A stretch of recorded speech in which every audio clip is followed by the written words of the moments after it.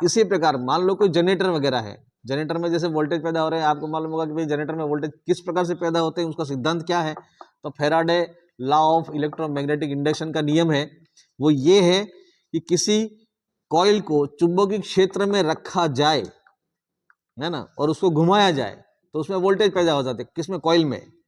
या कॉइल को स्थिर रखकर चुंबकीय क्षेत्र में परिवर्तन किया जाए तो वोल्टेज पैदा हो जाते हैं। ये तो है इलेक्ट्रोमैग्नेटिक इंडक्शन का नियम है कि चुंबकीय क्षेत्र का परिवर्तन करने से वोल्टेज डेवलप हो जाते हैं।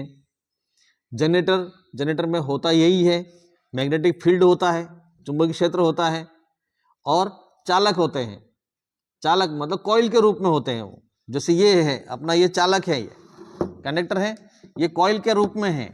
हमने चालकों को कॉइल बना दिया। ऐसा नहीं कि खाली तार है तो सिंगल तार ही रहेगा, ऐसा नहीं रहेगा। वो चालक का मतलब वो कॉइल के रूप में, इसमें बहुत सारे कंडक्टर हो गए।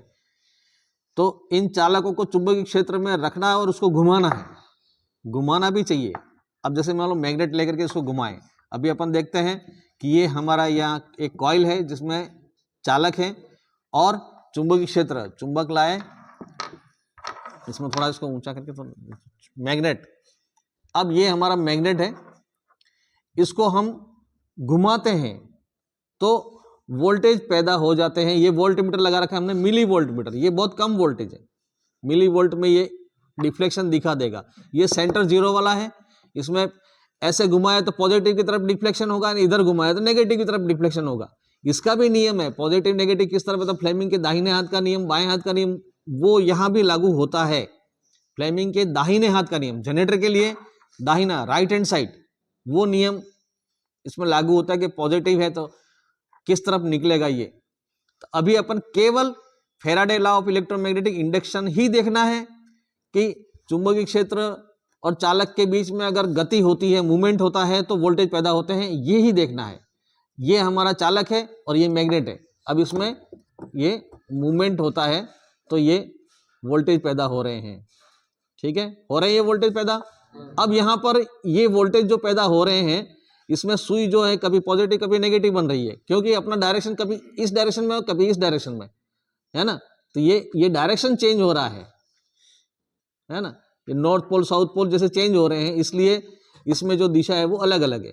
इसके लिए फ्लेमिंग अगर एक ही डायरेक्शन होता तो एक तरफ ही वोल्टेज बनने शुरू हो जाते। जनरेटर में अपन ऐसा कर देते हैं, एक ही डायरेक्शन में घुमाते हैं। जनरेटर ऐसा थोड़ी होता है कि इधर घूमता है फिर वापस रिटर्न भी आता है ना। तो अपना जनरेटर जो है वोल्टेज पैदा करता है, एसी जनरेटर चाहे डीसी जनरेटर हो। चुंबकीय क्षेत्र में ये चुंबकीय क्षेत्र, उसमें चालक को घुमाया जाए तो वोल्टेज पैदा होते हैं, नियम ये है। अब ये डिपेंड करता है आपका किस पे, इसकी गति पे। अगर या तेजी से घुमाएंगे तो वोल्टेज तेजी से परिवर्तन होगा, और इस कॉइल की मात्रा बढ़ा दी है, मैग्नेट को पावरफुल और बढ़ा दिया है, तो फिर वो ज्यादा मात्रा में हो जाएंगे, ठीक है। तो ये तो हो गया बेसिकली आपका जनरेटर का सिद्धांत। चुंबकीय क्षेत्र में चालक को घुमाया जाए या चालक को स्थिर रहकर चुंबकीय क्षेत्र को घुमाया जाए तो वोल्टेज पैदा हो जाते हैं। ये Faraday law of electromagnetic induction, और उसमें जो डिपेंड करता है उसकी गति पर, फ्लक्स की कैपेसिटी और फ्लक्स परिवर्तन की दर, कितनी स्पीड से आप चेंज कर रहे हो। फ्लक्स में परिवर्तन कर रहे हैं अपन, मैग्नेट को परिवर्तन कर रहे हैं ना। स्थिर रहेगा, मान लो यहां रख दिया वोल्टेज नहीं बढ़ेंगे, यहां रख दिया वोल्टेज नहीं बढ़ेंगे। अगर ऐसे लाके रख दिया भाई, चुंबकीय क्षेत्र में चालक रख दिया, वोल्टेज बढ़ेंगे नहीं बढ़ेंगे। चुंबकीय क्षेत्र में चालक रख के उसको घुमाना पड़ता है, ऐसे मूवमेंट करना पड़ता है, तब जाके वोल्टेज बनता है।